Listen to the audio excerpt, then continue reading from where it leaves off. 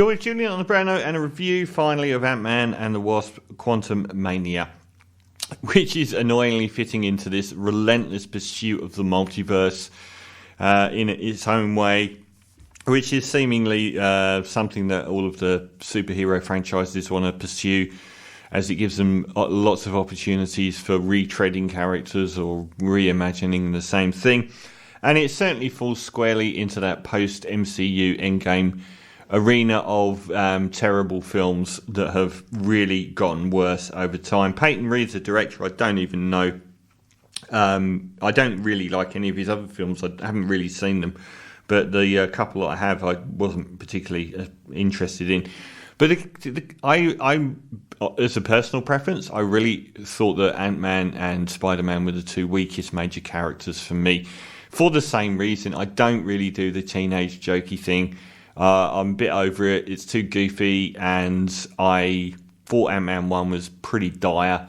I thought Ant-Man 2 was bad enough that I didn't finish it. So I wasn't exactly hanging on for an Ant-Man film, and to be honest, when Ant-Man has infected the MCU mainline, I've really, really not liked his character. I thought that both he and Spider-Man stank up what could have been the darkest and most morbid of all of the MCU films, Captain America: Civil War.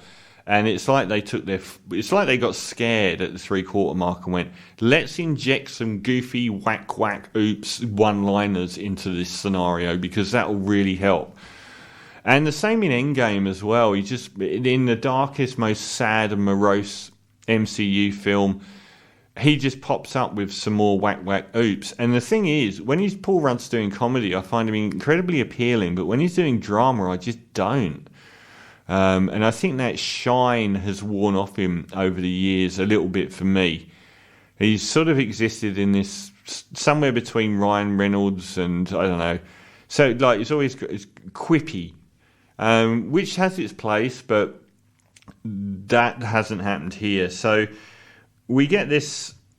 We've got these interlude films now, like the incoming Guardians of the Galaxy 3, which are either after or before Endgame, but they're not impacted by it so much. We're still standalone movies and so on. So we get a very quick, lazy, will this do introduction into the story, which is that we get the main cast: Paul Rudd, Evangeline Lilly, who's wearing a haircut here, and I think the person who did it's a genius, because it's impossible not to make Evangeline Lilly look incredibly beautiful.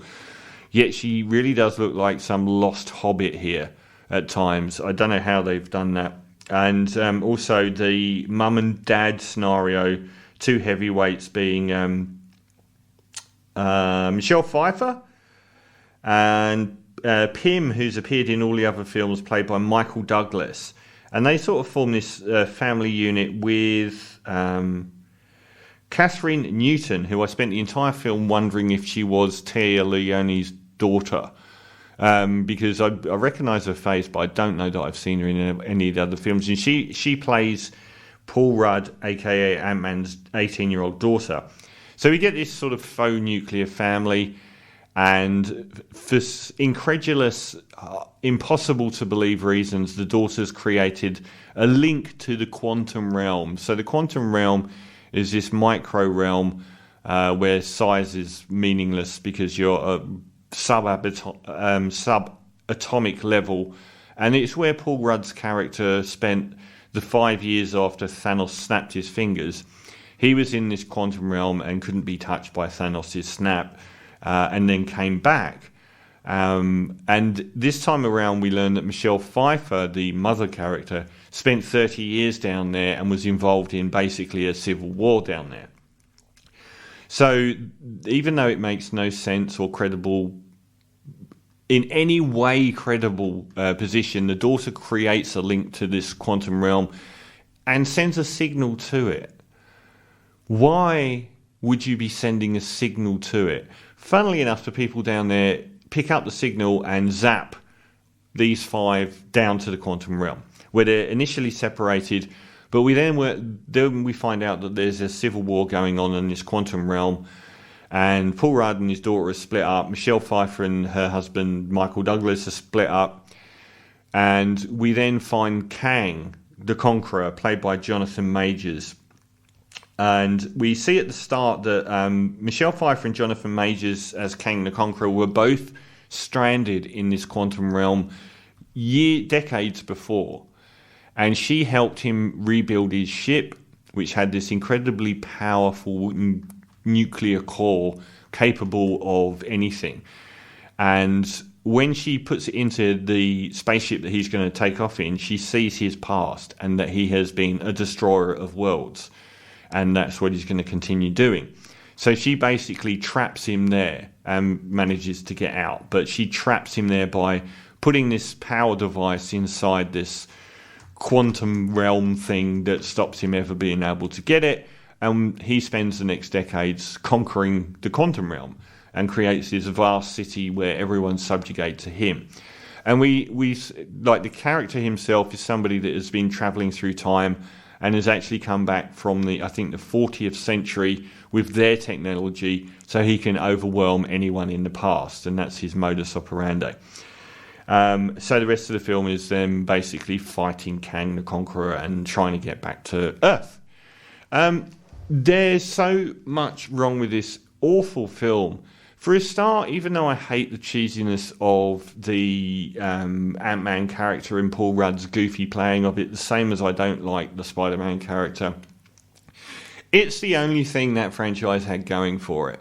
Here they wipe the entire slate clean of any kind of goofy charm at all and make Paul Rudd play it straight, which is just shooting your own feet off. It's just such a pointless exercise to remove what is actually the reason for him being on screen in the first place and make him into a very, very dull, serious character. One of the biggest problems I had with this film is that all of the main characters seem to be acting in a different film. They've all got different tonalities and moods to their characters. Michelle Pfeiffer's character and mood is like, and the way she speaks and the tone of her voice and her mood is completely different to everyone else. And it's the same for all. Michael Douglas is swanning off in his own little lane. Paul Rudd's in his little lane. His daughter's in this little lane. No one feels like they're in the same movie. It's terrible direction. It's so, unlike Shazam 2, it's not as rote on the story level, but everything charming about the Ant-Man franchise is gone. It's just bombast, really, special effects and bombast. And hearing Paul Rudd continually talk about how much he loves his daughter is just grating beyond belief. Oh, I'm going to get you, I'm going to rescue you, I'm going to save. And it's just like, oh, for God's sake. And the daughter as well is like, she's in a different movie franchise in, I don't know, Stranger Things or something. Nothing fits together at all between the characters. It's a very trite story because there's, you know, the we're in a new realm fighting the evil dictator has been done a few times. It doesn't really bring anything new to that premise. You know, the group arrives, sees the kingdoms being overthrown by the evil despot and band together with the locals to overthrow the evil despot is a fairly worn out vibe, to be honest. And the fact that there's, like, they throw Bill Murray in and he might as well be wearing a t-shirt saying Bill Murray. It's so pointlessly for the fact of featuring Bill Murray. I can understand why these films are getting trashed, but they're not getting trashed enough. So Shazam and Ant-Man both came out back to back, both failed with critics, both failed with the box office as well.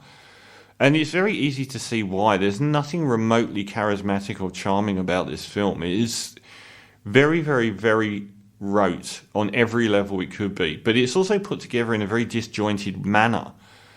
And it heavily relies on the visual elements of the quantum realm, which I don't think are used that well. I think the visual elements are often really strong here. It's a saving grace that they are, but the actual notion of the quantum realm, it really might as well be another part of a planet where there's some different creatures on it. Occasionally you get some interesting stuff like buildings that are alive, but it's few and far between.